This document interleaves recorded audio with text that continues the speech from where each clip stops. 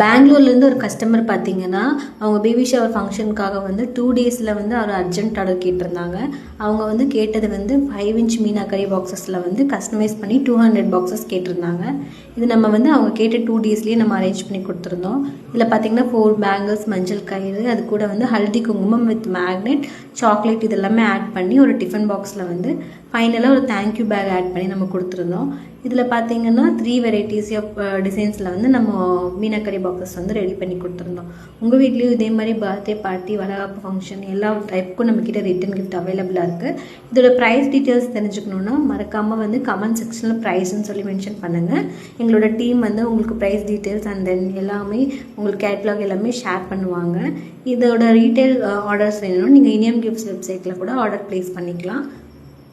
மோர் அப்டேட்ஸ்க்காக நம்மளோட பேஜையும் மறக்காமல் ஃபாலோ பண்ணிக்கோங்க.